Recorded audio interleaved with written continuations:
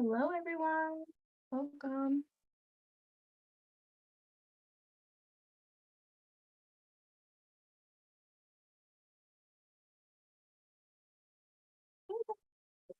How are you?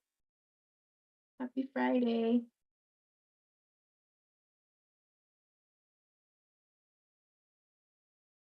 How are you tonight?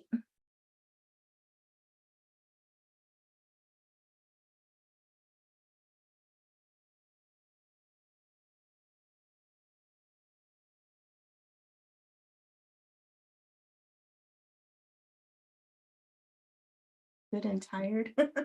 How are you? Doing good. Not quite tired yet. I still have some energy. But it's a very long week, huh? How was your day? How's everybody? Where are we joining in from?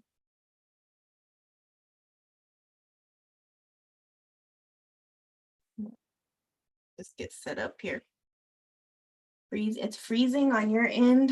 Oh, let me see if it's free. Oh, yesterday it was freezing on the computer, but it's not anymore. Hopefully we can clear that. Let me see if it's freezing on this end. Is anybody else having freezing issues? I had to change my camera.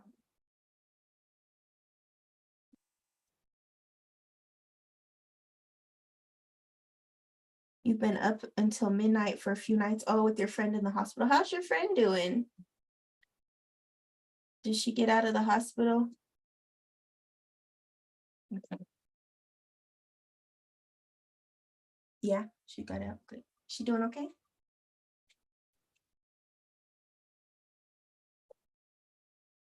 I got this new candle. I wish I could help you smell it. There, you could smell it. It's a lavender lemonade. Oh, it smells so good. I don't know. That combination of lavender lemonade. Has anybody ever had lavender lemonade? It's really good. Really good. And this candle really captured the essence of it. Did it stop I almost said sneezing, freezing. Did it stop freezing? Sneezing and freezing. Hello. Oh, nice to see you again. Welcome back. It's I got my other camera here. How come on one of my screens it says it's Des for, and then on this one it says goddess. Oh, goddess of glitter. Yeah. Okay. So I'm sorry. I don't know why on two different computers they got two different names. Oh, she's still there. Oh, I'm sorry. We'll send her prayers. She's been in there for 3 weeks. Oh, I'm sorry. I hope she can get out soon. That's a long time to be in the hospital. Oh, it stopped freezing over there. Oh, good. Yum. Yeah, have you had that, Tara? That's good, huh? All right, so welcome everybody, whether you're joining on TikTok. I'm also on YouTube, and I'm trying to get camera angles figured out. Maybe by next week I'll figure my setup out better. I need to move that thing. Oh, sorry. She's really sick. I used to drink, I tried lavender mimosas. Oh, what's that taste like? Like bubbly and mimosa.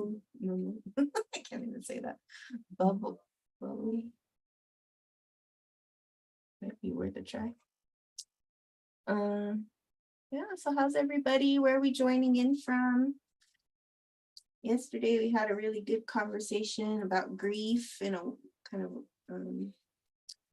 like a heart to heart about shadow work and healing.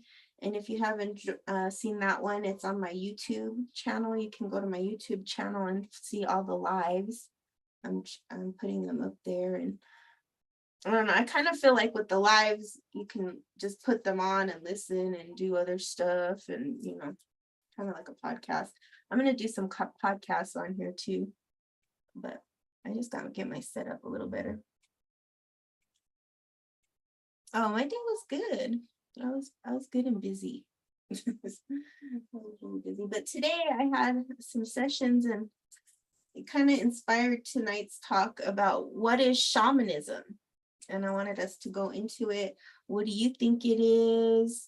What experiences have you had? What questions do you have? Because I was just thinking about that today, and I was thinking,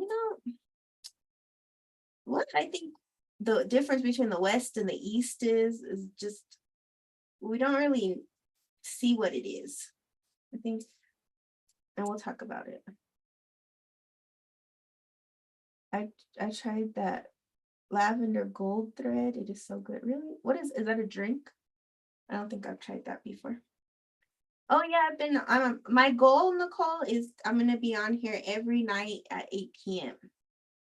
until I get used to the technology and stuff. And then I'm gonna have a schedule. So every day you guys can join in and learn different things. So like I know for sure Monday is gonna be meditation Monday. And then I'm gonna put more meditations on my YouTube and we'll talk about meditation and you guys could go on YouTube and meditate and do mini sessions. Yeah, I told you about it. Nicole was so kind to send me a connection to the campus to do like, readings or whatever over there. And then after talking to the lady and going through that whole process, I realized, the beauty of this technology is you don't have to do all the stuff they want you to do. Like they want you to, get licenses and insurances and this and that and all this stuff. And I was like, when you do internet stuff, you don't really have all that. And you don't have to go anywhere. Oh, from Sprouts, what's it called? Lavender gold thread. Is that the stuff that makes you fall asleep? Because I bought some stuff for my mom and wow, that knocked her out. I remember one day we both took a little bit of it and we were knocked out. We both knocked out and we thought, oh my God, that stuff is strong. Knocked us out. And it was something we bought at Sprouts and it was a lavender drink. Oh, that stuff is good. So welcome. This is the healing room. I'm SongBirdGrandMother. Some of you have been joining in, and tonight we're going to be talking about shamanism. So I'm interested in knowing, what do you know about shamanism? What is your experience with it? What are your questions? And we're going to talk about it. So every day will be something different. Tomorrow I'm going to be doing mediumship readings. So if you want to tune into that, it'll be at 8 p.m. Mountain Standard Time. And we're going to do mediumship readings. And it'll be my first time doing it on TikTok. And like I was telling people on the other lives, you're kind of my guinea pigs, okay? Because I've done them in person and obviously one-on-one on Zoom and but not in this kind of group format. And so we'll see where it goes. It's going to be spirit chosen. So I'm going to let the spirits choose. Okay. So connection to nature and medicine man / woman. Okay. Connection to nature and medicine. Good.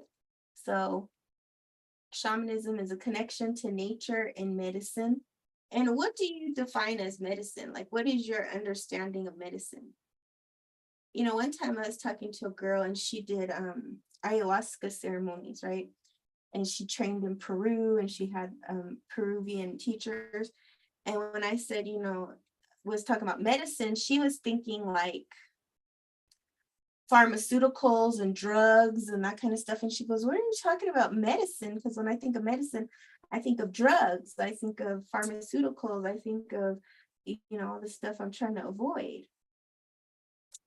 And so then we had this discussion about it because she had never heard that. Plant medicine, earth medicine. I feel like it means healing, healing. Because when you think about medicine, you're going to feel better, right? You're going to feel better. And actually, a lot of the words, like when you go into different cultures and different tribes, their root words for what a medicine person is someone who connects to the earth, right? Who brings the medicine of the earth to humanity. So here in America, in English, we don't have the language to explain these ancient concepts because our language is like a hodgepodge and a mismatch and a mix match of all kinds of different languages and different cultures. And we have so many different languages weaved into our language. But when you go into ancient languages, they have multiple words for these types of, concepts.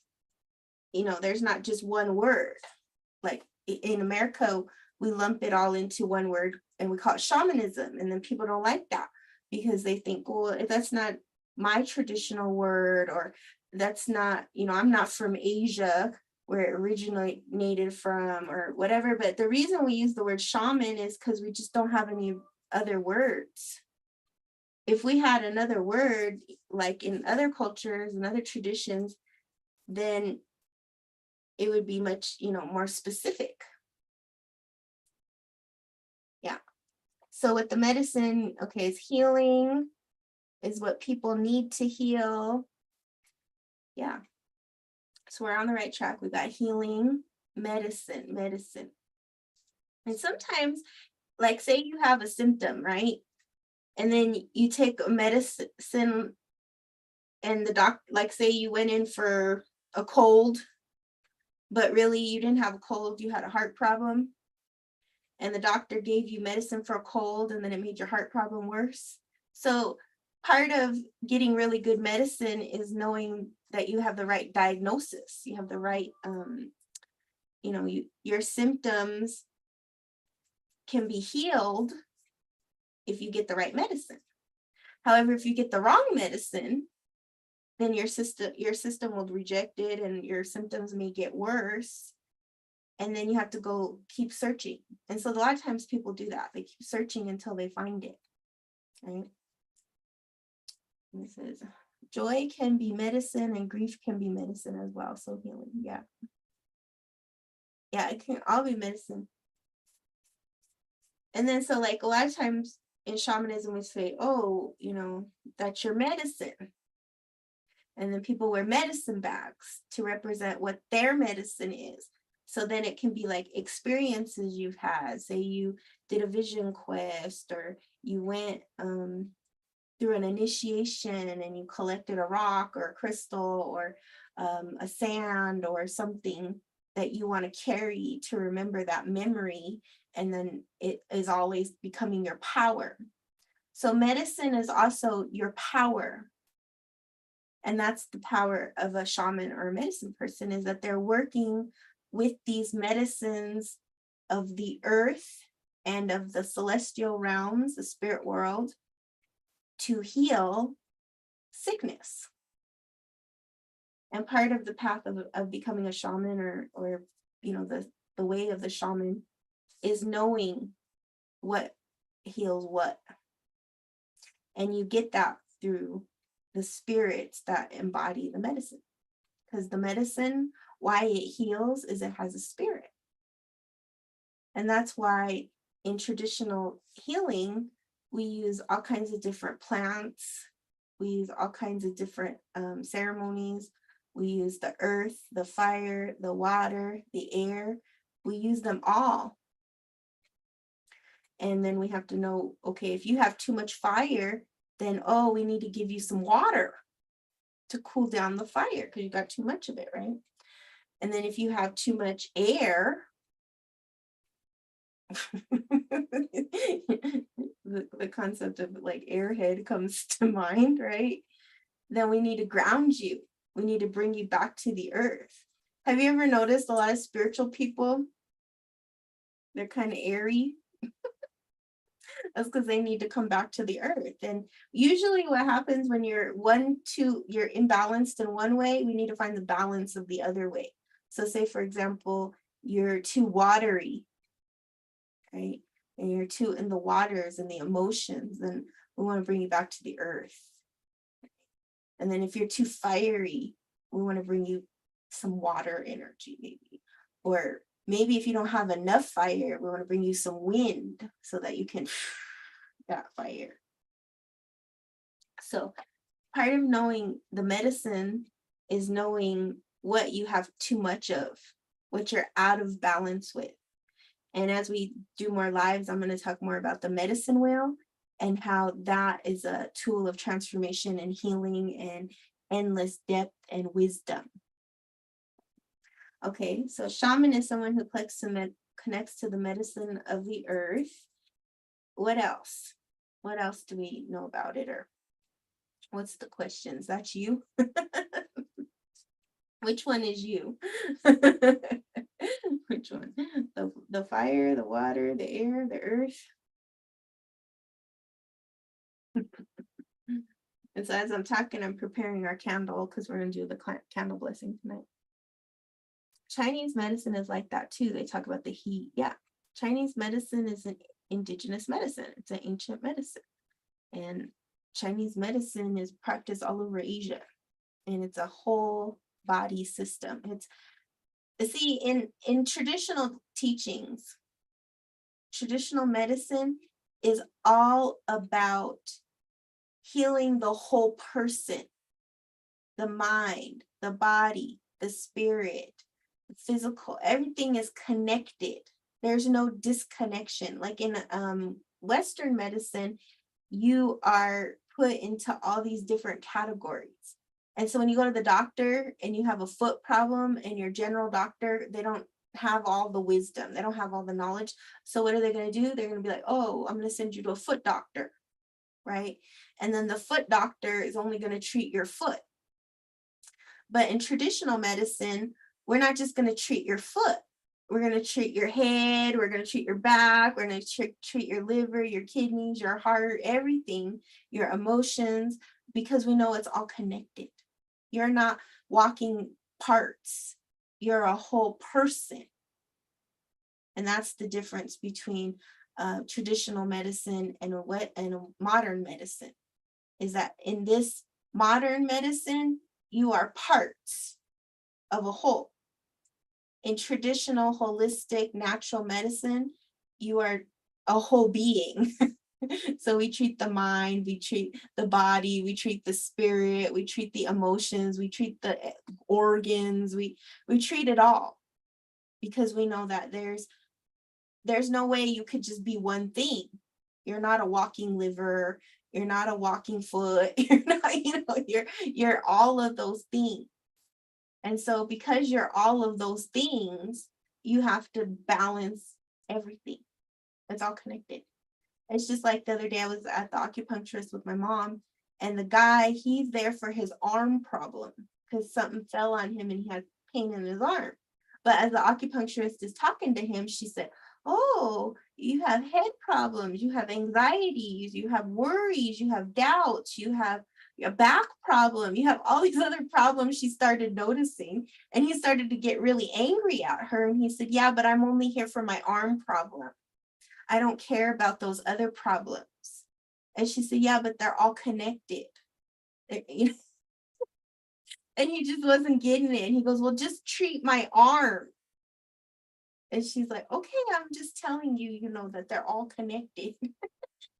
And he didn't get it at all. He was sitting there and he was like, I don't want you to fix my headache and my worry problems and my this and my that. I want my arm fixed. And she's like, yeah, but it's all connected. It's all connected because your body is not different parts. It's different parts working as a whole. So one thing going wrong over here affects this thing going on over here. And usually in traditional medicine, if something's going on in your left side, we treat the right side. If you have a headache, we treat your feet. So sometimes it's opposite like that because we're bringing balance. You have too much here, we have balance it on the bottom of you. You have too much on this side, we got to balance it on this side, right? And so that's what traditional medicine is.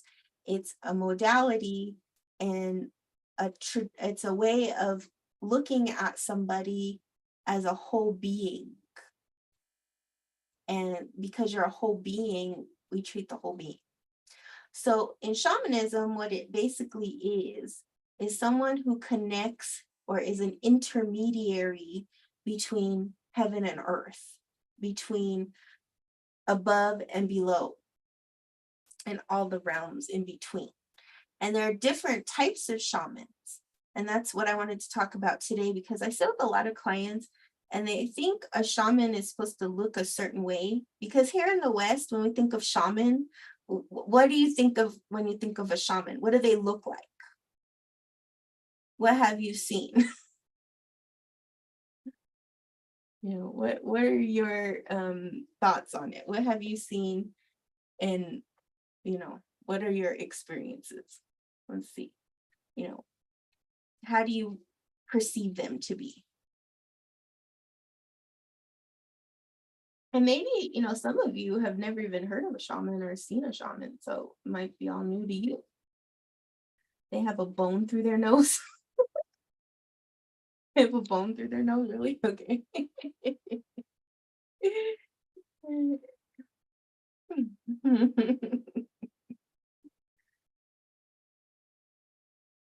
That's one way, maybe. Yeah, there's certain tribes, like I think when I think of that, I think of like Africa or South America or somewhere where they have different what do you call it? Adornments.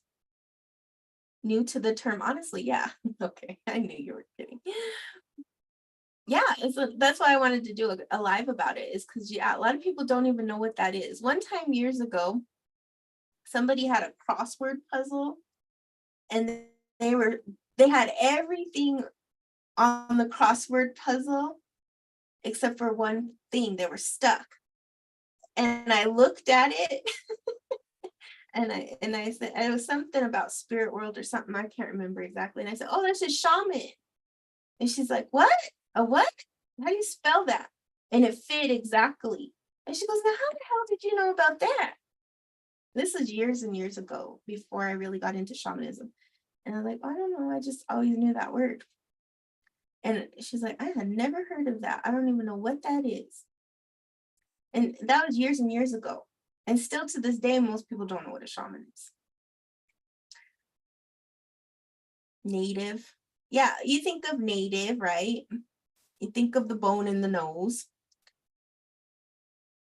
They don't look a certain way. You break the mold of the bone through the nose. You can feel it though, okay? Yeah. You can feel it. Some people can feel it. A lot of people walk right past the shaman and have no idea that they just walked by a shaman. A lot of people say, well, where can I find a medicine man or woman? And like, if you passed one, you wouldn't even know. You wouldn't even know most of the time, because they don't look like you think they look. Althea asks, are you a born shaman or they give you that title? Yeah. So it's a twofold answer, possibly fourfold answer, but I'll give you the simple answer is yes, because it's your destiny and usually it's in your blood. And the second part of that is that you can have the gift and never develop it. See, the thing about in the West is that you can have this gift and think you're crazy or go to the psychiatric hospital or struggle your whole life with addiction problems because you didn't know what was happening to you and you didn't know how to use it and grow it and you just didn't have the right opportunity. And so what happened in shamanism is that you're born into the lineage of it through your ancestors. And like a ladder, the ancestors keep looking for the one who's going to take the gift until they get it. So someone in the family eventually, hopefully, will meet the right person, will have the right opportunities to grow their gift and then to develop it. Because unlike being like a tarot card reader or something like that, shamanism requires training. It requires a teacher. It requires a mentor. It requires a lifelong commitment. Most spiritual paths actually require a lifelong commitment And shamanism is one of those paths where you do have to be 100% committed if you're going to treat and heal other people. Now, you can walk a shamanic path and do, offerings and what they call folk medicine. That's open to everybody. Anybody can do that. That's not a closed practice. There's nothing you have to do with that. But if you're going to be called to be a healer shaman, to actually work with people and to treat illnesses and do ceremonies and readings and all that stuff, you have to have a teacher. You have to. Until you are just communing with spirits. Until you break your human mind and enter into the spiritual mind. So that's kind of like a very brief overview. You can feel it. Okay. So let's see. So when we think of shamans, I think a lot of times when we see pictures, like if you go Google shaman right now. Okay. I'll go Google shaman right now. we'll Google it together. Let's see what does a shaman look like.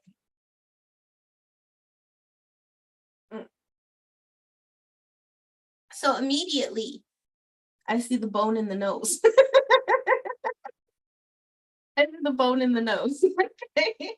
I wish I could show you maybe. But I see a lot of feathers. I see drums. I see, indigenous people. I see a Korean shaman standing on the knives. I see, let's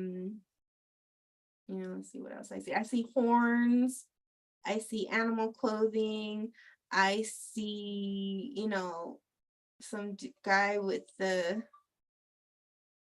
animal skin on him. I see masks. I see face painting.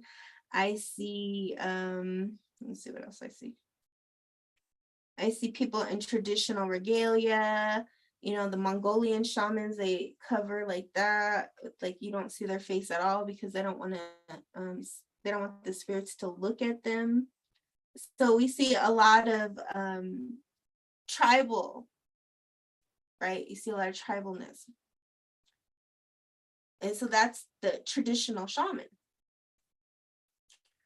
But in modern days, shamans don't look like that. And maybe they do for certain ceremonies or certain things, but they also have regular lives. They go to the grocery store, they go to the gas station, we go to, we do regular things, right?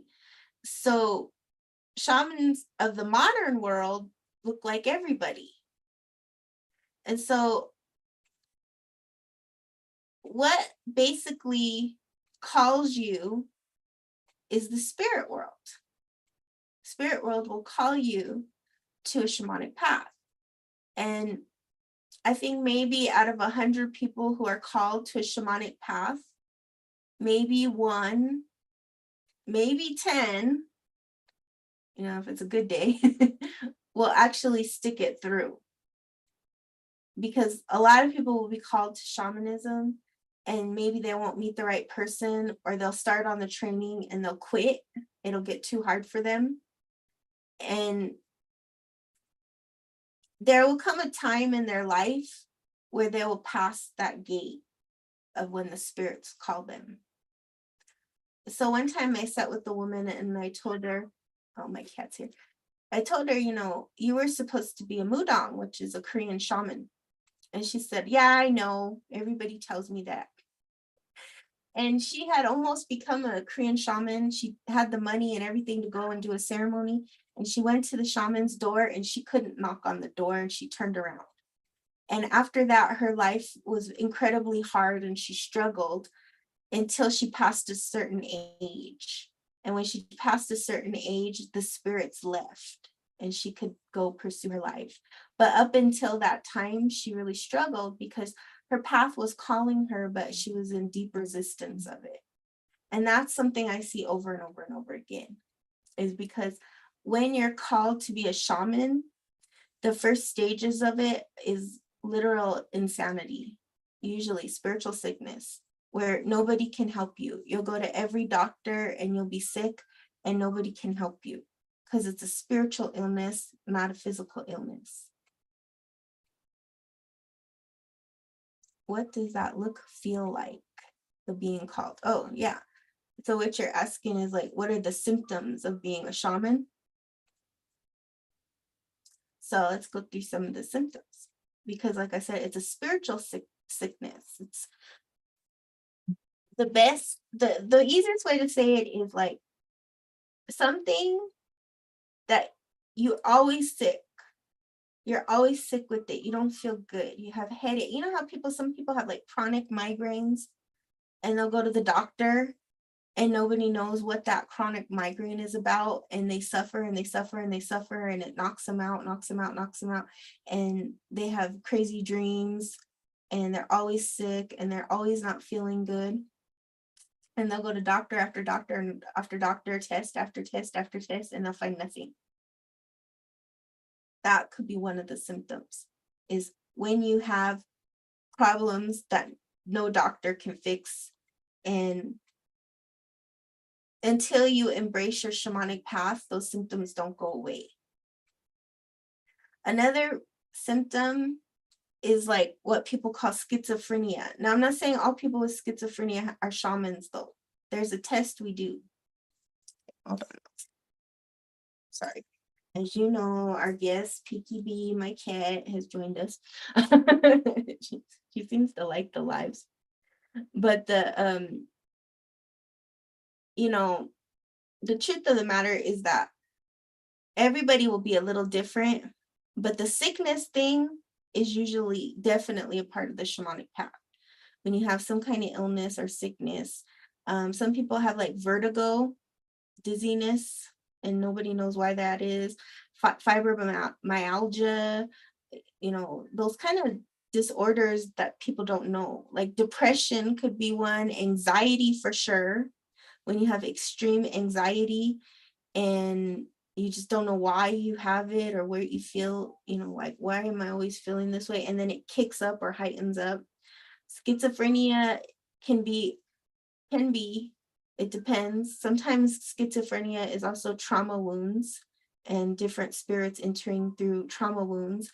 And when we heal the trauma wounds, those symptoms go away. So there are different tests and things that we do. But the thing about being a shaman is that you wouldn't know you were a shaman, or you could be a shaman, until you met somebody who could recognize it for you and who could help you and guide you. You'd have to meet another shaman who has already been committed and on their path and has already crossed the line, as we call it. And so you wouldn't even know. And in our society, like I said earlier, how would you know if you even met a shaman?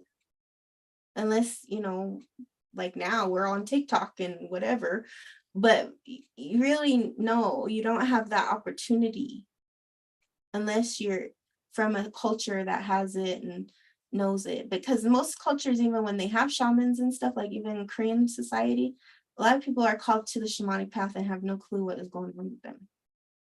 Another symptom that can happen when the spirits are calling you is a lot of death. When you start having a bunch of people around you die. There's something about that. That's one of the symptoms. That's one of the things that will happen.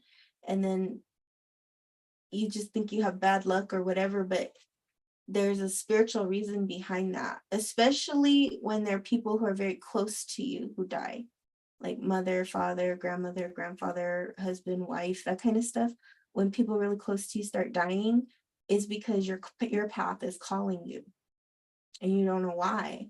And it's very hard because on a shamanic path, you're always going to be going through what we call initiations, because we're always breaking the spiritual mind so that we can breaking the physical mind, the human mind, so that we can enter into the spiritual mind.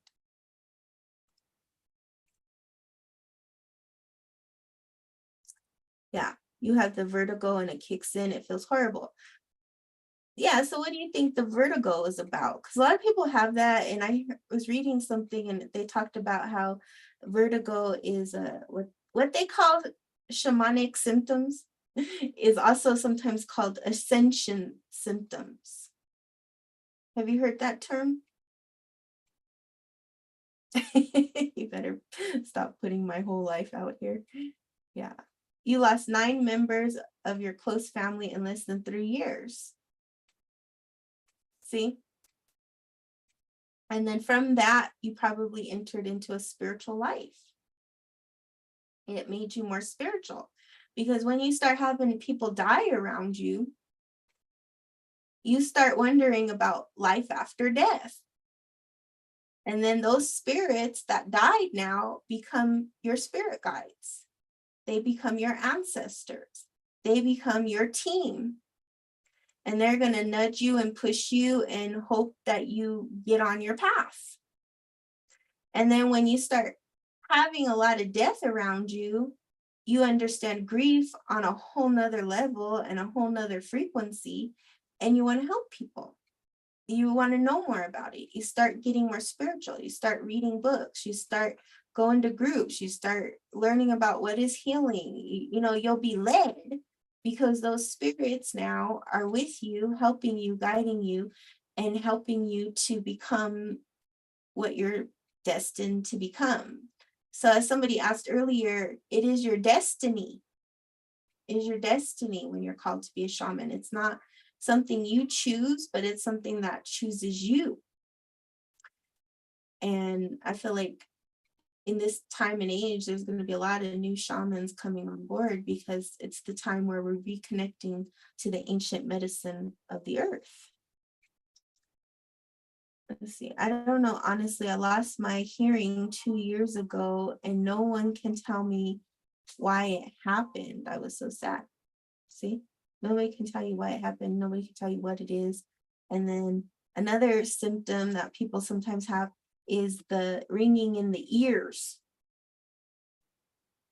That's the celestial ringing. We talked a little bit about it on other lives, but when you have the ringing in your ears, that's a psychic gift. That's a spiritual calling. So celebrating my closet cousin's heavenly birthday today. Oh, yes, so much loss and grief. Oh, closest. I'm sorry, not closet. Closest cousin. I'm so sorry. But you see how spirit brought you here, of all places, on your cousin's anniversary? It's a spiritual thing. Shamanism is spiritual. It's all spirit. It's all spirit. It's just like how you all ended up here. There's a message here for you. Interesting. You get that ringing in the ears a lot. I think a lot of people are getting that ringing in the ears, especially 2020 and beyond. Ring, ring, ring, ring. It's a ring, ring. It's a calling. It's a ringing. There are physical things. I always say, if you're having ringing in the ears, make sure to check your vitamin levels, make sure to check your minerals, make sure everything health-wise is okay. But if it's all good and you're still having these weird ringings and things, it's a calling, spiritual calling. I was like, oh my God, I'm blind and half deaf. My right ear rings too. Sometimes I feel it's See, it's a spiritual calling. Everything you're talking about is a spiritual calling. I've had ringing in my ears since I was a kid. Health was great. Yeah, because you have clairaudience. That means the spirit world is calling you. Are you listening? Is the real question, right? And so what will happen, because we don't have, like if you went to the doctor, they're not going to say, oh, I can't help you with your problem, but I think SongBirdGrandMother, the shaman over there, can help you. You don't have that. You don't have that. We instead have, oh, I'm going to take you to the hearing aid doctor, or I'm going to send you to this, or I'm going to send you to more tests. And then, every test come back, we don't know what's going on. And we don't know. We'll try this. We'll give you this drug. We're always trying and failing. Some problems you can have a pill and you'll fix it, right? Other problems are beyond pills, because it's something deeper. It's a spiritual thing. And the spirits, they don't directly talk to you, like sometimes they do, but most people don't have like a spirit just appear out of nowhere and talk to them. Most people, get clues and symbols and synchronicities and this and that, but they miss them. They miss them all the time. And so when you're called to a spiritual path or shamanic path, and it's really for you and you're destined to pursue it and to go further, then the teacher will appear. That's like luck. When you find a teacher, it's luck, because you can suffer for years, and people suffer all the time not knowing what it is, not knowing why they know the things they know, not knowing why they're called to do certain things, not knowing why they were the black sheep of their family, not knowing why they have these health problems, not knowing why people are constantly dying around them, not knowing why they suffer. Oh, thank you for the feathers. Wow, that was cool. That was cool. Thank you. So that's what it is, except for the autism. Wait, hold on. I missed some comments. I'm going to go into the comments here. Always comes back. Yeah, everything's always normal. That's a symptom, or that's a clue. Sometimes I feel like my spirit is like, get it together. The spirit team, they send those feathers, they send this, they send that, and they're like, gosh, how much clearer can I make it? It's because we have a human mind. And that's why we have to go through training, because the training breaks that human mind. It breaks it. Whether it's the money stuff that we deal with, that I don't want to be different, I don't want to be weird, I don't want to be abnormal, I just want to be normal. I don't believe in it because maybe I was born in a different religion. That's a big one. Religion is a big blockage to the shamanic path. A lot of blockages that can come up, and this is why a lot of people don't step into their path, even when it's blazingly in their face. Even they do meet the right teacher, they do all the things, they still won't step into it because of the cultural conditioning. In the East, it's a little easier. In indigenous cultures, it's easier, but it's never easy, but it's a little easier because there's a cultural reference to it. But here in America, in the Western culture, there's no cultural reference. There's no idols to it. There's nobody we see. And when we Google the word, we see people who look completely different. Okay? Because shamans come in all races, all sizes, all shapes, all genders, all that. There's a spirit calls somebody, they don't look at that stuff. They look at the heart of the person. It's in the bloodline, and it's something they're destined to do. Yeah, I just want to be normal, right? Yeah. Well, thank you, Michael Light, for the feathers. So what do people do once they're on that path? And is this like any spiritual path? Good question. Thank you. Once you're on your path and so you could get, like I said, you can be on a shamanic path and just do altars and do it for your own personal spiritual growth and development and connection to the earth and spirits and all that good stuff, right? But when you become a shaman and you meet your teacher and you go through training and you pursue this and you say, yes, I'm going to embrace my destiny, and you cross the line, which is a ceremony, this is what you're going to do for the rest of your life. This is what you're going to do for the rest of your life. And what a shaman is, and every shaman is different, but the basis of a shaman is that we do readings, spiritual readings, where we connect to the spirit guides and help people through physical problems, mental problems, emotional problems, spiritual problems. And we also do ceremonies for everything, blessings. Like you could do ceremony for money, you could do ceremony for business, you could do ceremony for love, you could do a ceremony for health. There's a lot of different ceremonies. You could do ceremonies to cross over to become a shaman. We do all those ceremonies. And then we also, pray meditate, and we have an established disciplined practice every day. But the reason that you're called to be a shaman is to help other people. And the three types of people we generally see is people who are business owners or people who are trying to make more money. Another person that we generally see are sick people, people who need healing from different various, diseases and mental, emotional, spiritual, all that. And then the last person that we generally see are other shamans who are just coming onto the path. But shamans heal everybody. We do it all. We're the energy healers, we're the ceremony leaders, we're the psychics, the intuitives, the mediums. Shamans have the ability to do everything. So whereas like a psychic can develop their gift to about 30%, a shaman can go all the way to 150%, depending, and that's part of your destiny too, is what level you'll get to. So like in Korea, we have levels of shamans. There's levels.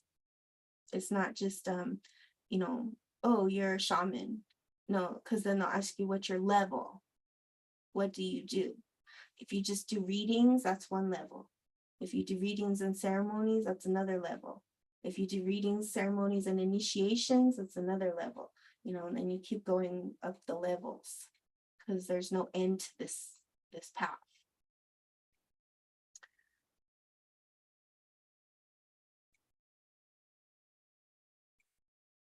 And it's the most ancient path.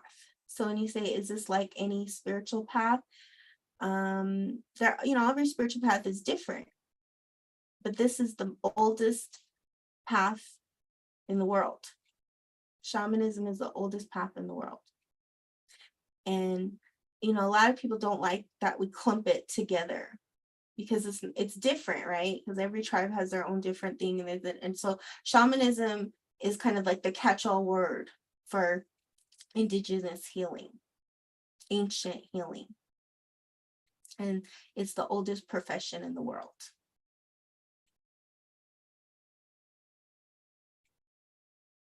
Yeah, Nicole was sent to me. She saw my face. And that's how the spirits do it. When you're meant to work with somebody, they will send you the person you're meant to work with. And she came to Sedona and she met me. And that's the spirits. They'll bring the people to come meet you. And then we'll work it out. They'll work it out. If people say, well, I don't have the money, I don't have the this and this. You don't have to, if it's for you. Like today, a lady, she said she didn't have the money for a session. Her husband won the lottery, or not the lottery, the gambling, casino money out of nowhere. And she knew where she needed to spend it. That's how it works. One time, this girl wanted to do training with me, and it was very expensive because it was a year-long training program.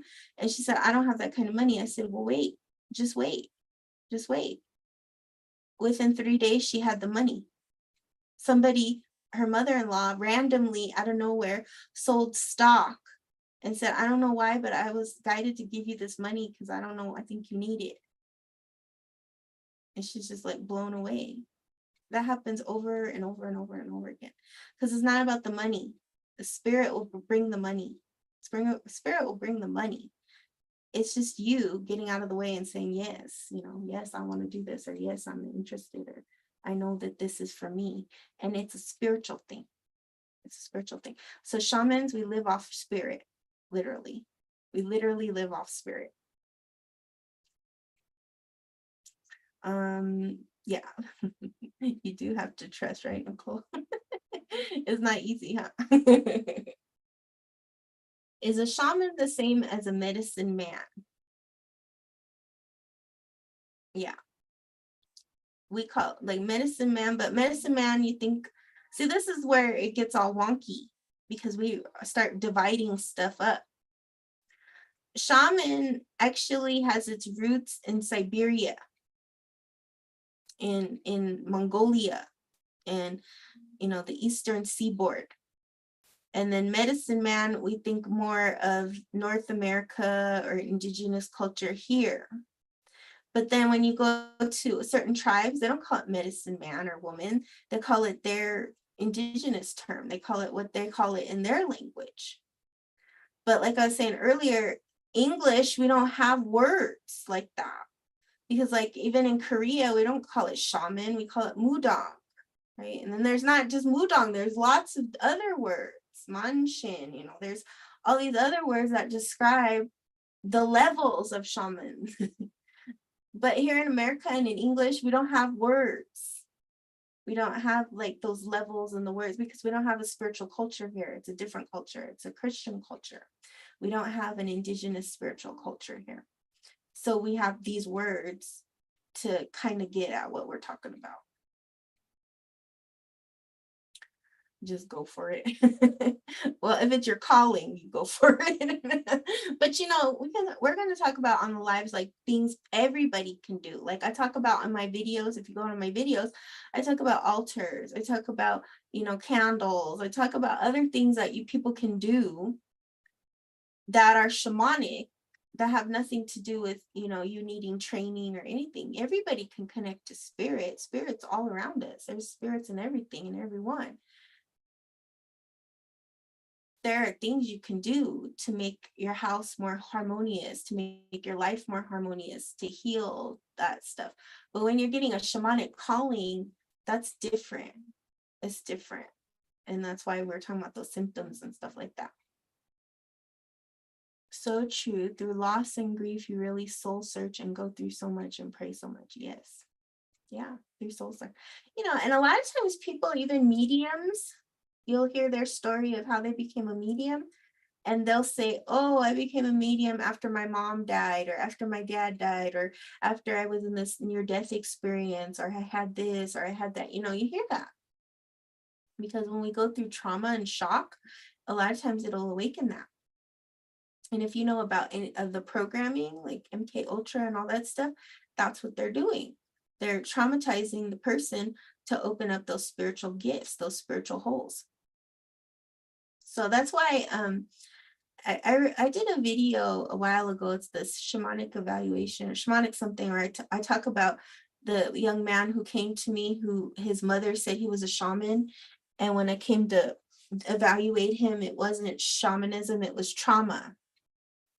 And so I had to do a clearing for him and help him to,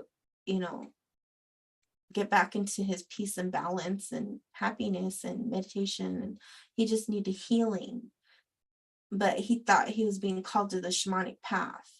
And so that's why I say sometimes it looks like that, but it's really trauma. And that's why we have to do a lot of the trauma healing, because the trauma healing is going to determine, are you really being called to the shamanic path, or is it just trauma? Because when you go through extreme trauma, it can open those same doorways, because you become extremely sensitive. You become extremely sensitive when you have a lot of trauma. And the more trauma you have, the more sensitive you become, and the more those doorways open, and then your gifts naturally turn on. And so everybody has gifts. Everybody has gifts. Everybody has different gifts. Some people have all the gifts. Shamans generally have all the clairs that we talk about, and then they develop them. It's a lifelong commitment and path. And so that's kind of like the basis, like the, the foundations. There's a lot more to it. But I think in this time and age, they call it neo-shamanism or something, where it's like modern day. And part of a prophecy is that it says that more shamans of the light will rise to clear out the shamans of the dark. Because whether people know it or not, people in very high positions making all the decisions in the world, they're also shamans. And not all shamans are the light ones. Because then we start talking about sorcery and stuff like that. And what I always tell people on a shamanic path is sorcery, you have to know that too. You have to know that too. Even if you don't practice sorcery, you have to know it. And why you have to know it is so that you can heal it. So like if you have somebody who had sorcery put on them or something, you know how to heal them. And you also don't have sorcery put on you.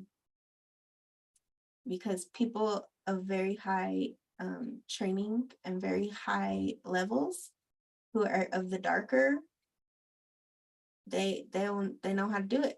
So if you're going to be in the shamanic field and you're going to be working with clients and people and things, you have to know those things too. That's part of the training, so that you don't have it put upon you. And also when you have somebody come to you, you know how to take it off them. But if you have a high enough frequency and a strong enough vibration on auric field, you can't have sorcery put on you. And that's why now in this modern day, a lot of people talk about frequency and all that good stuff, is because of that. It's because in this time and age, you have to raise your frequency. You have to heal. You have to heal those trauma wounds. Because when you don't heal those trauma wounds, that's when you can become under spiritual attack. And there's a lot of different ways that you can strengthen your auric field. And you can live, because a lot of times what empaths will tell me is, they always feel like they're either under attack or they're fighting light and dark or this and that, is because they're too open usually. And they have a lack of boundaries. But what a shamanic path is we first learn cleansing, protection, and how to, push that energy out of our fields so that we can walk into any room, any situation, anywhere. And instead of that frequency affecting us, we then affect it. So by walking in the room, you change the whole entire room. That's what we're trying to do. We're transmuting lower frequencies. That's what a shaman does, is they transmute not just, themselves, but the whole room, the whole area. And then when you're in a neighborhood, you're changing that whole frequency of that neighborhood. You're changing the whole frequency of your family. You're changing the whole frequency of your community. And then when you get to those higher levels, the world. That's what shamanism is. It's transmuting, transforming, and then, like we were talking about earlier, becoming the medicine that the world needs. So, you know how a lot of people get into like plant medicine? And when you get into plant medicine, whether it's peyote, ayahuasca, wachuma, whatever it is, you root into that medicine and then you become that medicine. And the more ceremonies you do and the more you do that medicine, at some point you don't even need the medicine, because everywhere you go, you are the medicine. And then people will say, whoa, I don't know, I feel like when I'm in your presence, like I'm levitating or I'm floating or something's happening to my body or something, because that's the medicine. Even sometimes people get sick. They will physically, vomit or something, because you're clearing them, you're helping them. And you don't have to be doing anything. It's just your energy. Yeah, you're alchemizing. That's another word for shamanism, is alchemy. It's just, the art of transmutation, changing lead to gold. But we're doing it spiritually. And then it's affecting the mental, the emotional, the spiritual, the physical, all the realms. And that's the shamanic path. Is first you start with yourself, then you start with your family, then you move it into your community, and then you move it to the world. But where people often make the mistake, and this is ego and pride, is I want to skip myself, I want to skip my family, I want to skip my community, and I just want to go to the world. You have to go through the levels to get, can you imagine transmuting the world. Imagine what kind of spiritual power you have to have with that. And then how do you gain spiritual power? It's through your practice. It's through your discipline. It's through your ability to transmute, transform. And it's a very disciplined, structured path. Even though I think a lot of times people think a spiritual path is airy-fairy and floaty-floaty, it's not a real spiritual path. A real spiritual path is nitty-gritty.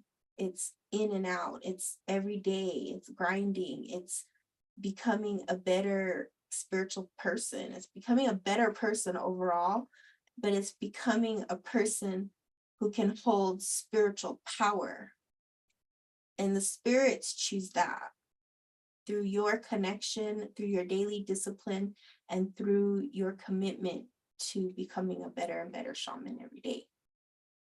So it's a disciplined path. When you're not disciplined, then you're not committed. And that's the hard part about a shaman path, is because you're not in charge.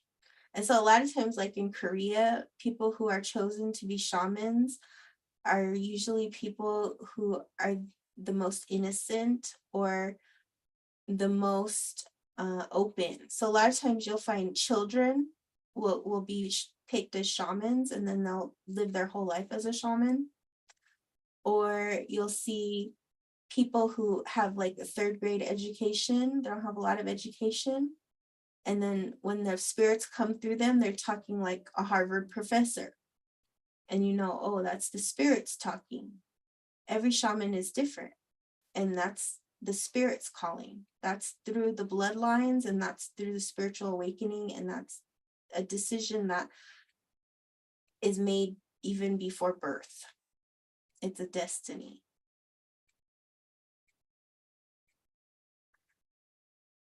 Oh, thank you, Monica. Your explanation provided a better understanding for me. Very well articulated. Thank you. You're welcome. Yeah, today I was driving. I would say I always get my ideas when I'm driving. And I was thinking about that thing, like, what do people think a shaman looks like? And then, like Nicole said, a bone in your nose or feathers and, I don't know, crystals and whatever. A drum, because I think if you go and you look and you type in shaman, you're going to see a picture of what I'm talking about. But the reality of it is not that way. I have people who come to me all the time and say, I want to go up to the reservation and I want to meet a medicine man. I said, good luck. Because even people who live on the reservation can't find the medicine man. Like somebody's telling me like 1% or something like that actually work with the medicine man or woman. I mean, it's a very small percentage of people that will ever meet the medicine man or woman. And most of it is because you think they're going to have the feathers and the whole regalia and the this and that. No, they're not. They're going to be in the t-shirt and jeans, and they're going to look probably like a homeless person. Maybe. Because they're out there working in the fields and the farms and keeping the traditions and that kind of stuff. It's a calling. It's a destiny. It's something that finds you, you don't find it. So true, because when I stay centered and connected, things run smoothly. When I don't, things get off. Exactly. Yeah, when we're calm and centered, everything moves smoothly, even when the whole world is falling apart. Because you have to be calm and centered here. Right? And no matter what, you're always calm and centered. And that takes a lot of training and discipline. But, like for example, one of my spiritual teachers, he's a Hopi medicine man. But when you go to see him, he don't call himself that, and he won't tell you he's a medicine man. He'll say he's a farmer. But everybody who knows, who really knows, they all know he's the medicine man. I didn't go looking for him. I was brought to his house through a friend. She didn't tell me he was a medicine man either. That, oh, we gotta go meet my friends. And then we sat there and we're in his little house and he was talking and he goes, oh, and we started talking. And then he started talking about ancient aliens of all things. And he said, Songbird, you know, those people are close. They're almost got it, but they don't got it yet. He started talking about, you know, his experiences with ETs and where they are and this, and that. And I was like, oh, okay, he really liked aliens. So we just started talking. And he goes, oh, you know, I'm a medicine man, right? But I don't tell people that. I'm a farmer. And you know, and then I built a relationship. I start going back up there, and then he invite me to ceremonies and that kind of stuff. So that's how it goes. They first check you out. Medicine people, we don't just like say who we are. People always ask me, what do you do? Who are you? Whatever. And I'll say something totally different. And then later as I get to know them, I'll you know, if I want to share it, I'll share it. But usually when you meet a medicine person, they're not the ones to tell you. They're going to check you out and see if they want to share medicine with you. Yeah, medicine people are people too. Medicine people are the people. They're just studying and following the original instructions that we were given on this planet. And I think in the Western world, what people think is a shaman is actually quite opposite of what it is. They think it's more about the tools and the feathers and the rocks and the this and the that. None of that matters. None of that matters. All that matters is your heart and your ability to transmute your human mind to a spiritual mind. How you can transmute energies or in and around you, and how committed and focused and disciplined you're going to be to fulfilling your destiny, to service of mankind, to helping this world evolve and shift and transmute, and helping sick people and helping people to understand their life purpose and destiny. Oh, hi, Rachel. No, I'm not doing readings tonight. I'm going to do some medium readings tomorrow. You know, I'm still developing my schedule. Today, we're talking about shamanism and what is a shamanic path and stuff like that.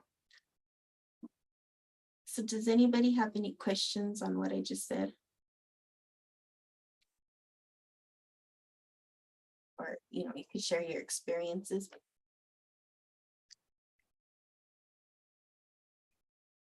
You know, and the cool thing about like shamanism, if you're really meant to do a shamanic path, is everything comes to you.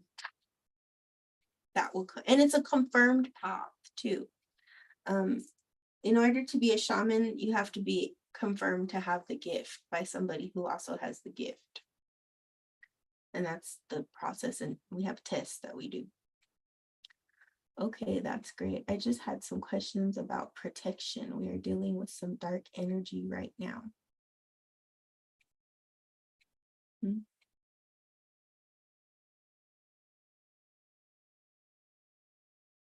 Hey, Rachel, if you go to my YouTube channel, click on my meditations playlist and look for the shielding meditation.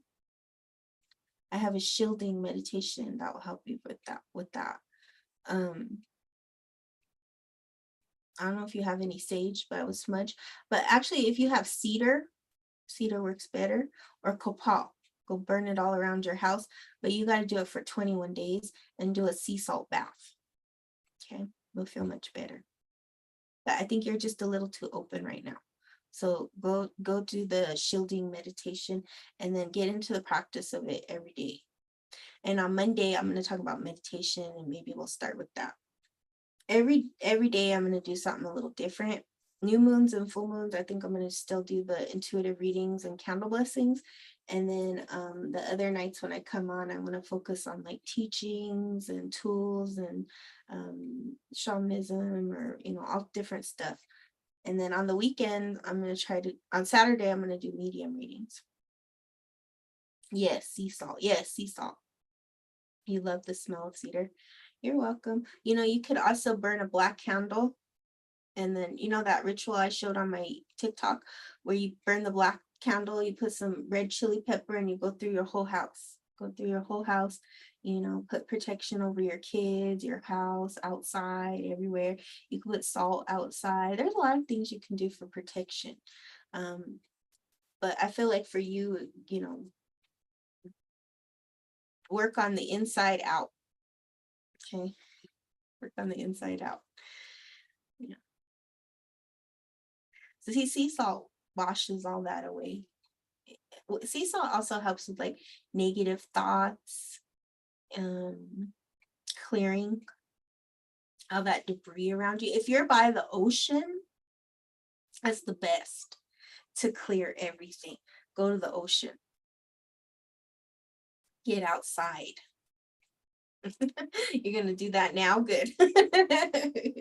Yeah. If you're near an ocean, I'm not near an ocean, but we just were. Oh, you were? Well, you got all cleaned out. Yeah, when you can go near an ocean, it's good. This lavender lemon candle is so good. Oh my gosh. I can pick it up. I wish I had smell-o-vision. I could let you smell it. But for those of you who have the dog nose, you'll smell it. It's lemon lavender. It smells really good. All right. So is there any other questions about shamanism or anything we've talked about?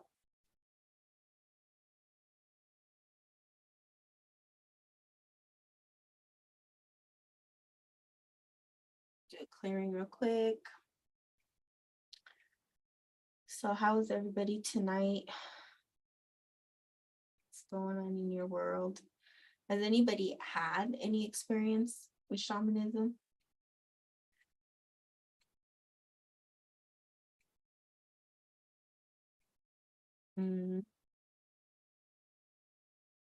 How do you find one to take you through the initiation? You don't find them.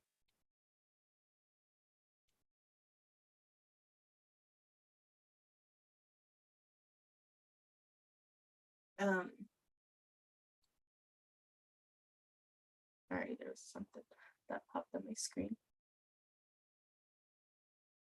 That's kind of what I was talking about earlier, is you will know. You'll feel connection, you'll be guided to them. They'll pop up. Teachers, we pop up. It's just up to you to take the call, like that ringing in your ears. You'll know.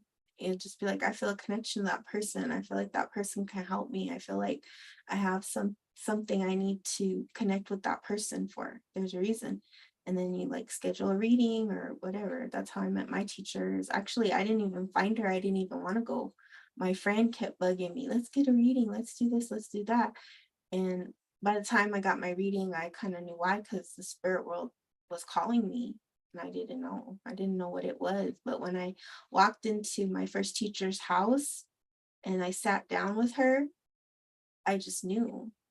I knew I was supposed to study with that person. I knew I was going to learn from her. I knew that what she was telling me was the truth. The first thing she told me was, you're a shaman. And I was like, what? But everything she told me, she knew my lineage, she knew my hit, she knew everything about me. And I felt very comfortable in her presence, and I knew I wanted to know more. And when I first started studying with my teacher, it was like, water in the desert. I just ate everything up, everything. I was always to her meditations. I was everything she offered, I would go. And I somehow could, pay, and, because training is not cheap either. That's the thing. People think it's free or cheap or something. It's not. Training is not cheap at all. And I've spent thousands upon thousands of dollars on my training, because in the modern day, you have to exchange currency, and currency in our day is money. So, it's just something, it's something you will know. And whether you stick it through, because training is not easy, you're going to dissolve your ego, and you're going to totally transform from one person to another. And it's up to you if you're going to stick it through ultimately. Because the spirits will call a lot of people, but very few people will actually cross the line and become a shaman. A different question. What does the black raven mean to you? Black raven is about the shadow. Sometimes black raven is also about transformation. They're messengers. You ever notice what the raven does? It go caw caw. Raven also points the direction of where we are going and what we need to do. Sometimes raven will come to stop us too and say, no, you're going the wrong way. It just depends on how the raven appears to you and what it's doing, and the impression of it. One time there was a girl, she worked with some raven medicine very strongly, and she told me her raven came. She thought when the raven showed up, she was supposed to go into this building, but the raven actually later she found out was not trying to tell her to go in there. He was actually looking straight at her and telling her not to go in there. So it's all individualist, the raven, you have to look at what it's doing, where you were, what you were doing, and evaluate the message. Make sense? I saw it twice. I thought it was a raven, black bird of prey. Yeah, and what was it doing?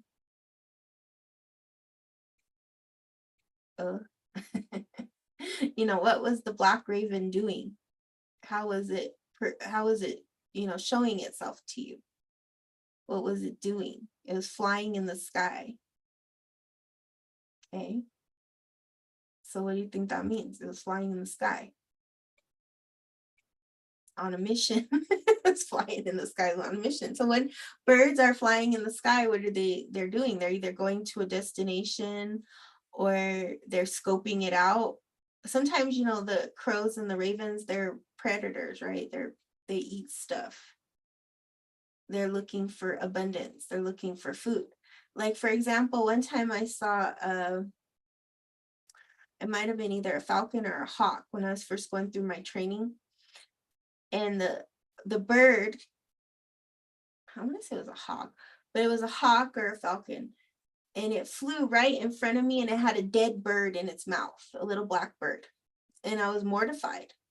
And I was like, oh, why would I see this bird with a dead bird in its beak? And it's looking right at me, like penetratingly looking at me.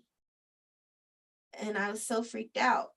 And of course, I went to my first teacher and I said, you know what I saw?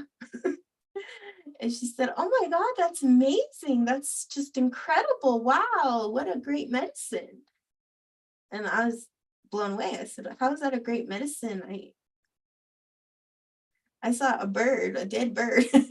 And she said, well, think about it for that bird.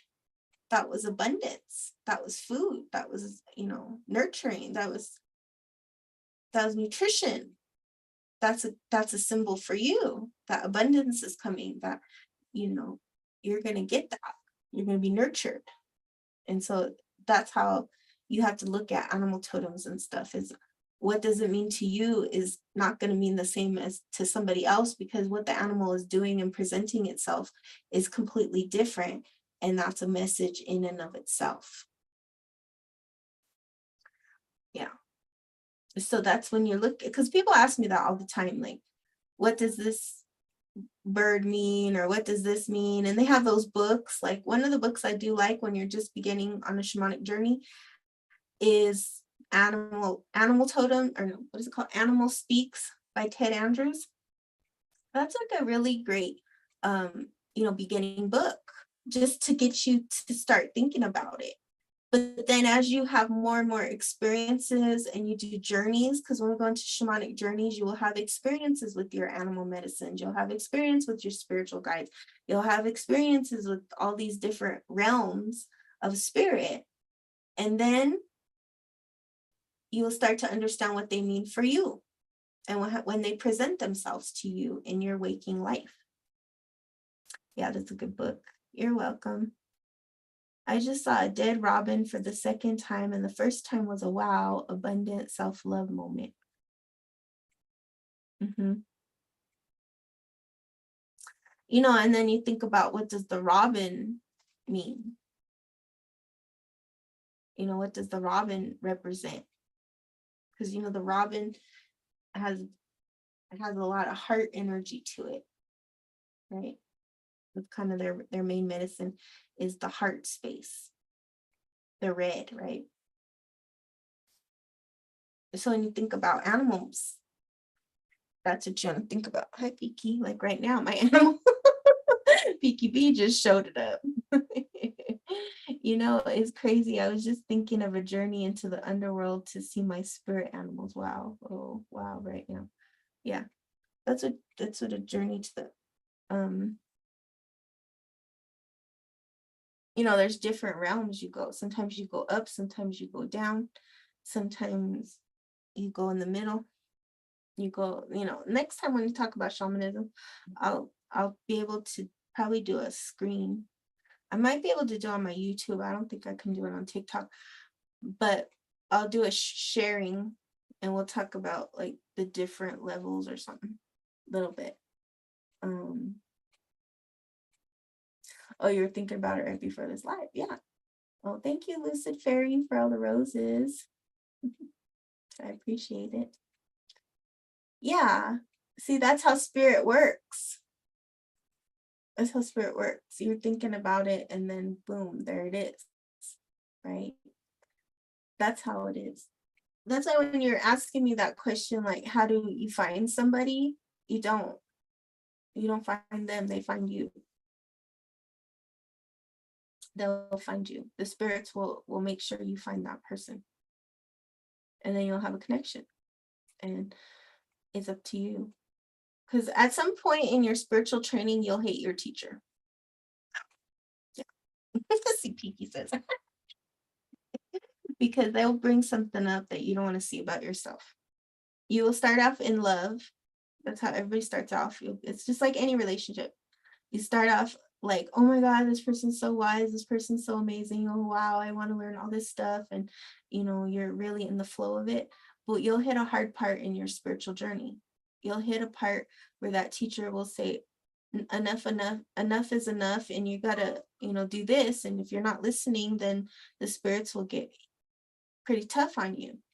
And you have to break that human mind. And it won't be easy. And that's when people give up. They'll give up on their spiritual path. They'll give up on their journey. They'll give up on the shamanic path because they don't want to let go of their human mind.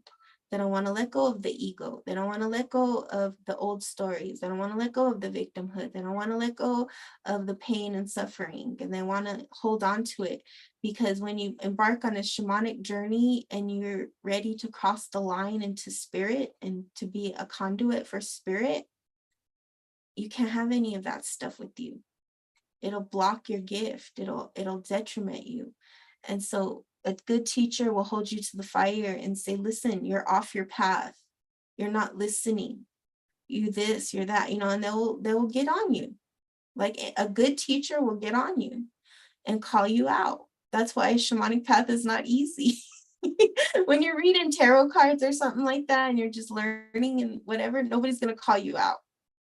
But on a shamanic path, your teacher will call you out and they will do it with love. It's not out of hate. It's out of love because they want to see you grow. They want to see you expand. They want to see you become the best shaman you can become and the best healer you can become. And so they will hold you to the fire and they'll, you know, like in Korea, that shamanic training, if you step into your human mind, they will dump ice cold water on you. They will dump ice cold water on you. And they'll say again. They'll say again. You got to do it again. You'll have to dance for days on end until like your whole knees and everything feel like they're about to fall off. Shamanic training, you know, here in the West, it's not that difficult. But if you start really studying with real teachers, yeah. And a good teacher will know your limits too. They'll know when to push and when to pull. They'll know. And because why? It's because it's not the person, it's the spirits. Everything is spiritual. It's the spirits running the show.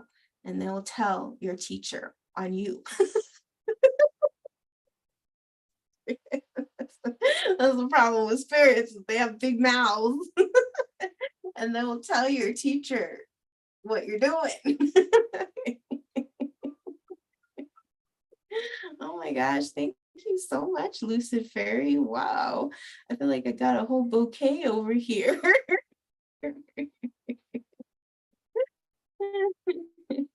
Yeah, it's not a joke, it's real. It's real. It's real. It's real. You will love your teacher and you'll hate your teacher. And then you'll go back to the love. Because once you pass those initiations and those tests and you overcome your ego, you get more power. That's how you get spiritual power.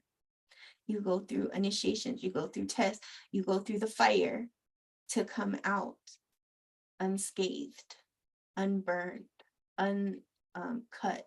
You know, there's a lot of different rituals people do, but you will come out the other end of it. Another thing that I didn't talk about earlier with the shamanic path is people who are usually called to a shamanic path have had very difficult lives, meaning they've either suffered with illness, like I talked about earlier, heartache, usually not great love lives. In Korea, some shamans say that the reason you're a shaman is because you had done something very terrible in a past life. Some shamans that's true for. Shamanic people usually are born into very difficult families that don't understand them, that don't support them, are ignorant or whatever, because you're the healer of the family. So a shamanic person who is born with shamanic power or destined to be a shaman usually has to overcome many more obstacles than the average or normal person. And that's because you have to know all those aspects of life and you have to know all those things so that you can help people. And that's the only way you're going to know it is through personal experience. Yes, with great power comes great responsibility. Exactly. It's the truth. It's, and that's with any person. If you look at any person who's like Mahatma Gandhi or Mother Teresa or any of those people like revere, they didn't have easy lives. Because people who have easy lives are easily forgotten. Because they didn't do anything of greatness. They didn't do anything out of the ordinary. They didn't do anything that would make the world remember them. And that's why, like in Buddhism, they always say the person who helps people the most will be revered. There will be the unselfish, there will be the ungreedy, there will be the people who want to help and heal other people. And they have the heart of gold and they will sacrifice their own personal lives for the greater good. That's a shaman, whether we call it a shaman or not, but they're people who are remembered in time and history. And that's why if you ever read Black Elk Speaks, he talks about that in his vision. He says nobody can really call themselves a real medicine man or woman until they have fulfilled what the Great Spirit has given them in vision. So it means like you can't really call yourself a medicine man or woman until you have achieved what Spirit said you need to achieve. Because every medicine man, woman, shaman will be given a vision of their life. And that vision is what you're here to fulfill. That's your destiny. And everybody's vision is different. So like when Black Elk, he talks about his vision of seeing all the people and under the tree of life and all that stuff. That was his vision. That is just now coming to pass. And he said it would take 7 generations. And so you're getting the chills. That's what it is. It's that. That's why I said not everybody will fulfill it, because it's something big you're given. It's a destiny, it's a calling. And in that destiny and in that calling, it's up to you to fulfill it, to take the steps, to do the work. to do it. And so, and it's funny too, because we always say in the path is that some people are destined to be crappy shamans too.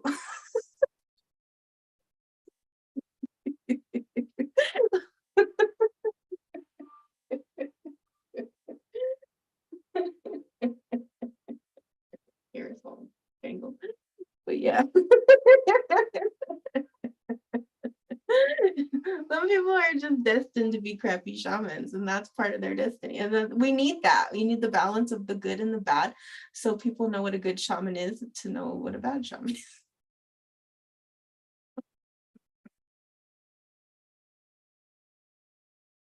Balance thing, right? But just like you meet good psychics, you meet bad psychics, you get, it's all the same. Makes sense. But like going back to that question earlier, is like, how do you know, the person is good or not? Is that it works and what they're saying is true. You can't know one without the other. It's just like, how would you know happiness if you didn't have pain and suffering and horror and all that stuff? You wouldn't know. You wouldn't know what happiness is. You wouldn't appreciate it. You wouldn't be grateful for it. You would neglect it, and you would just, treat it like trash. That's just how human nature is. That's the yin and yang. That's the good and bad. That's the right and the wrong. It's that you need to know all of it in order to know the whole of it. That's what I was saying earlier. Like, if your foot hurts, it's related to your head, and your head, and vice versa. It's that it's all connected. And yesterday we were talking about shadow work, and that's the same thing. I think a lot of times people get really caught up in the light worker stuff, but we don't hear about shadow worker. We don't hear shadow work as much. And shadow work is where the power is. That is the underworld. That's all the dark, deep secrets that you're hiding from yourself. And because you're hiding it from yourself, you're hiding your power. You're not in your power. And that's just how it goes. All right. So is there any other questions on shamanism? I kind of wanted to just do tonight's live about, like begin the conversation, I guess I should say. Begin the conversation, because it's going to be a very long conversation over many videos. So if you keep coming back, on Shaman Night, which I'm going to come up with the schedule. I'm starting to see what the days evolve into, and then there'll be kind of a generalized schedule, but it's fluid too, because spirit. I'm just kind of opening this time and space up to connect to everybody and to help people, because we're about to enter the new fire of 2024. 2023 is a powerful year. A lot of people are waking up, and waking up is hard to do. You need help, you need guidance, you need to at least know the basics. And there's gonna be a lot of people coming on these lives who have been wondering why they are the way that they are. And something in this life or in this future lives will give you some answers as to why that is. So some nights we might talk about animal totems, we might talk about shamanic drumming, we might talk about the worlds, we'll talk, the basics. I'm just going to teach the basics, like, because I think everybody can know the basics. And then those who want to go farther, you'll get a reading, you'll book a session, you'll do a training. And then those who want to go further will go into ceremony.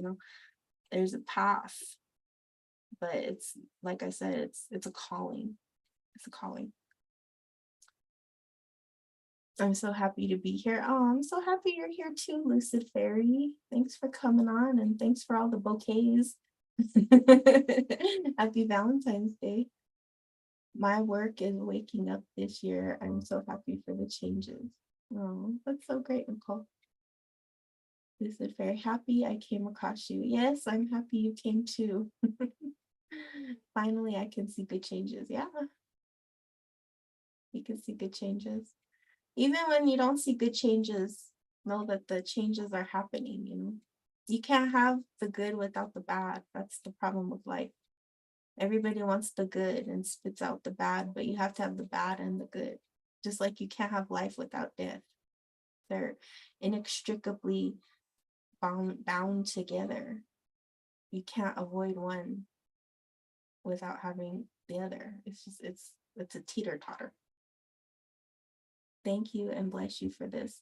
Oh, thank you so much, Michael's Light. Thank you so much for the feathers. You know what's funny about that is I just got this candle today. There was only 2 of them. And I'll probably light it next week on Valentine's Day. I'm going to do a special love blessing and candle ceremony for those of you who want candles. But it's Archangel Michael. And he came in the other day when I was doing love bundles. Somebody had a lot of Michael energy too. So, and then it's funny because then Michael's light shows up today.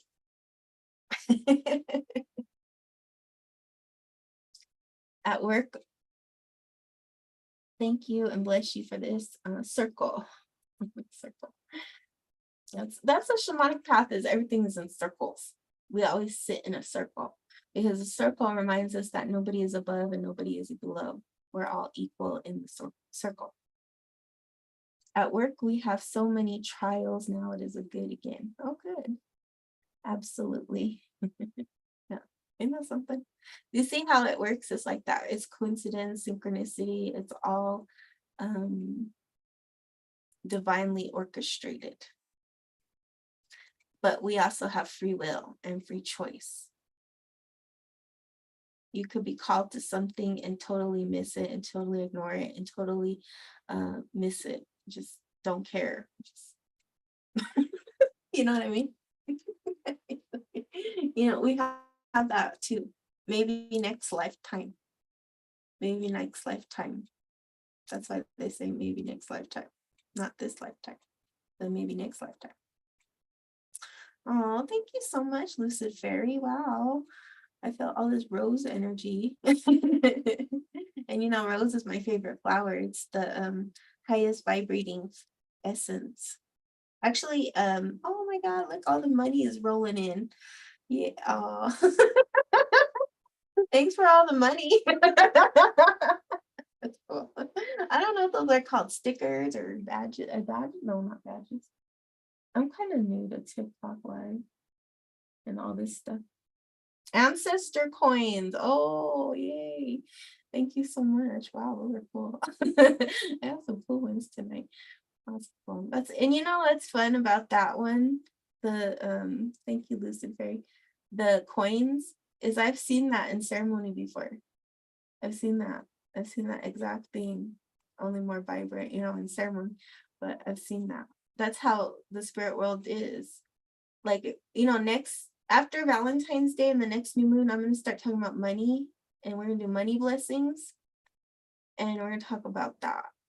I'm going to talk about that because I think because of all the challenges in the world and what's going on, you're going to have to rely more on spirit money now. That's how we're going to have to operate now, just like shamans, just like I've been doing for 20 years now, is relying on spirit for everything, especially the money thing, and getting out of our heads around what it is and how much we have and how much we can spend and this and that. It's a whole new, what's happening in the world with money is a reprogramming of how you think.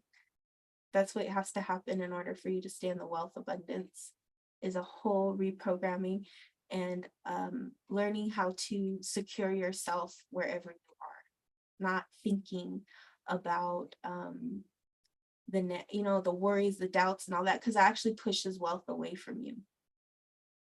And so we're going to talk about that stuff. Oh, so grateful for you. Oh, I'm so grateful for you. Thank you so much. Oh, you've missed me. I missed you too. I know I haven't done any new videos. I need to sit down and do some videos. I'm gonna think about it. I'm thinking about what direction I need to go for 2023. But Spirit has been telling me I need to get on lives. So this is my thing I'm really focusing on now every day. So every night I'm going to be here at 8 p.m. Mountain Standard Time. That's my new thing. And there may be days that if something happens I can't be on, or I'll have to take breaks and travel and stuff. So I'm gonna have to adjust times and stuff. But for right now, my discipline and my structure and my commitment to Spirit is I'll be here every day from 8 p.m. Mountain Standard Time. And I don't know how long we'll go. Every conversation will be different. Some might be an hour, some might be 2 hours, some might be 10 minutes. I don't know. Like, it just depends. And I'm not caught up on how many people are watching or, all that stuff. I don't really care. If my philosophy has always been, if there's one person in the room, there's one person in the room, and I'm talking to that one person. There is always more money. Yes, there is. There is. The world is so abundant. It's so abundant. Go with the flow. Go with the flow. Surrender, let go, and listen.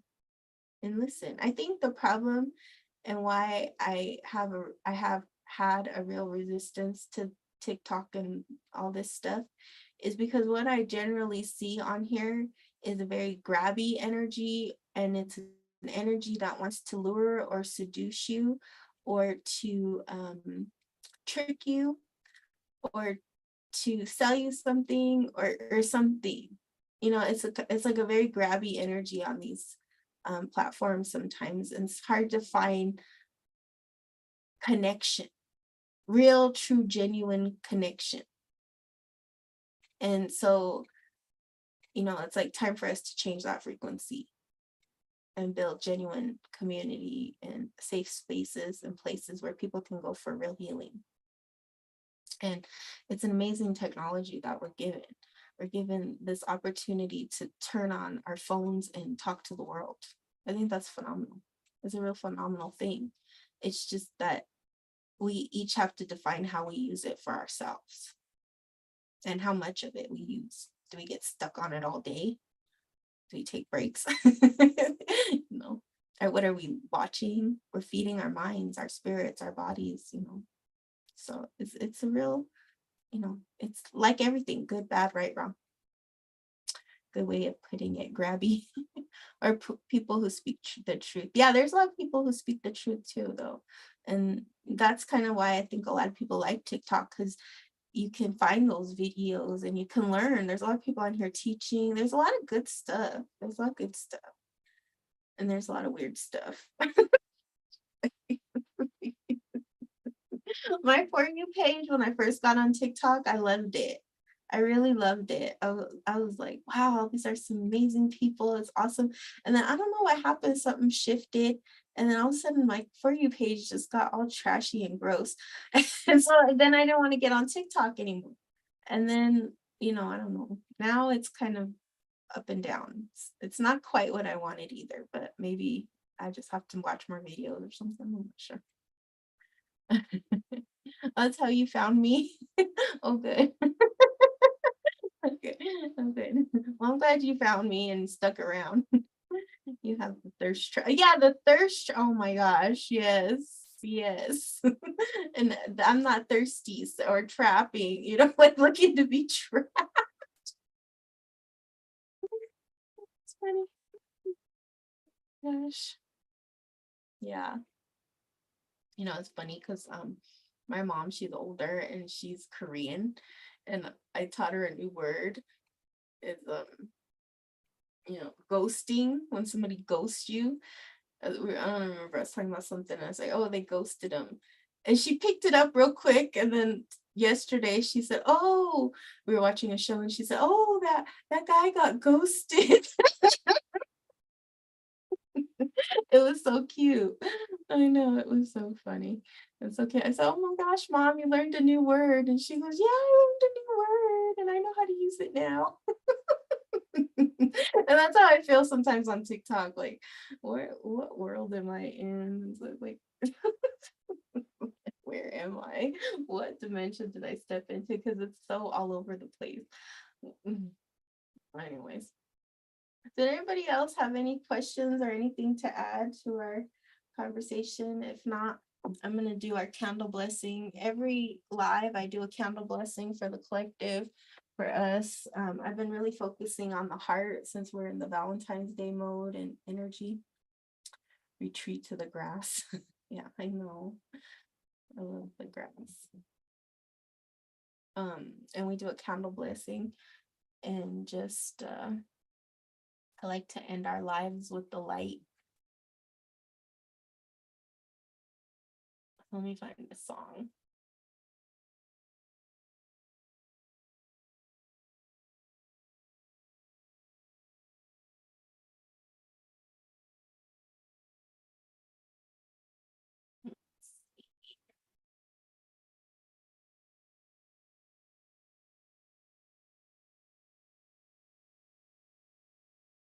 All right, so before we do our candle blessing, I'm just gonna invite you to relax, to breathe in and out, to ground and center yourself. You can put your phone down or you can watch the candle. And today's candle, what I have blessed it with is a lot of rose energy. And I put in some healing sand from Chimayo, New Mexico. And I put in a lot of energy for new winds and new love, new energy, new blessings, new foundations. And that's kind of been the theme of this week, is opening and healing your heart. So as we go into this candle blessing, I invite you to just focus on your heart, healing the heart, healing yourself from past wounds, opening your spiritual powers so that you can feel and connect to the spiritual powers all around you. And just, breathing in that vibration. And the more sensitive you are, the more you'll feel it. And the more open you are. But you can just, just close your eyes or, just watch the candle as it burns. And just think about your own life, your own healing, and what you would like the spirits to help you with. And the spirits that I'm talking about are your spirits, your spirit team, your ancestors, whatever brought you to this time and space, because it's not a mistake that you ended up on this live at this time. It's not a mistake. We had a divine appointment to be here tonight. Okay. So just, take a moment, breathe in and out, and connect to your heart. Take a nice breath and go in and out. And if I like this, let me make sure both cameras can see. Take a nice deep breath in and out.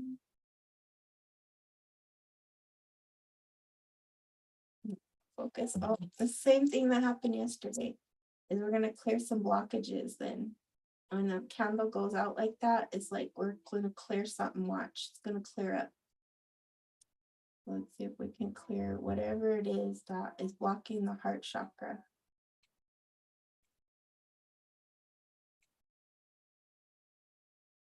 There we go.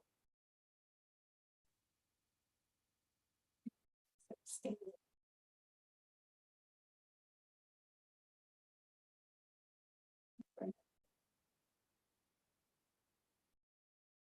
Just take a nice deep breath in and out. There we go. As we remove the debris and the sadness, whatever has blocked your path.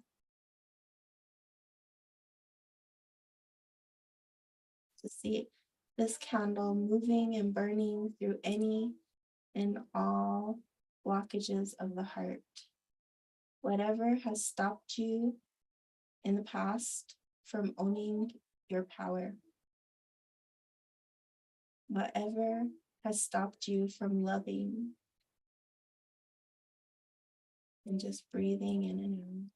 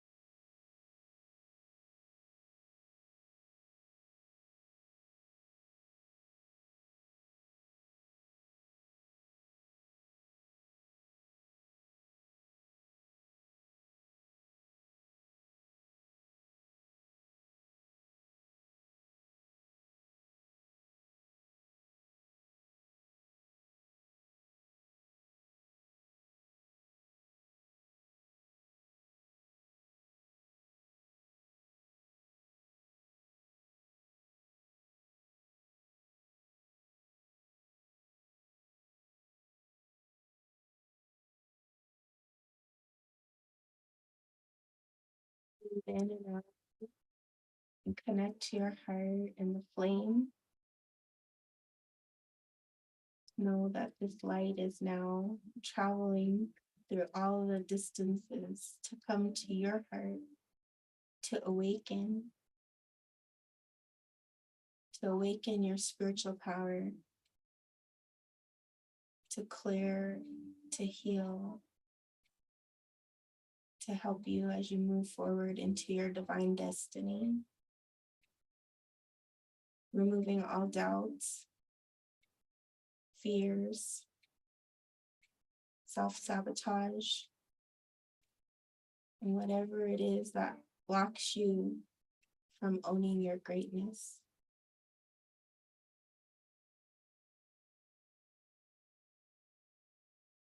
And just breathing in and out. And if you can, just putting your hand on your heart and you say, now, I'm ready to own my power.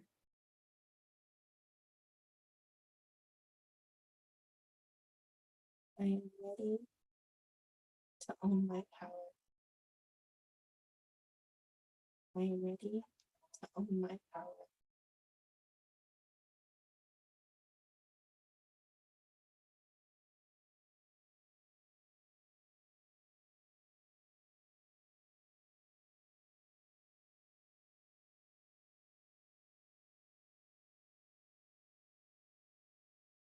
Feel that power coming into your heart, awakening your heart, healing your heart, helping you now to own your power.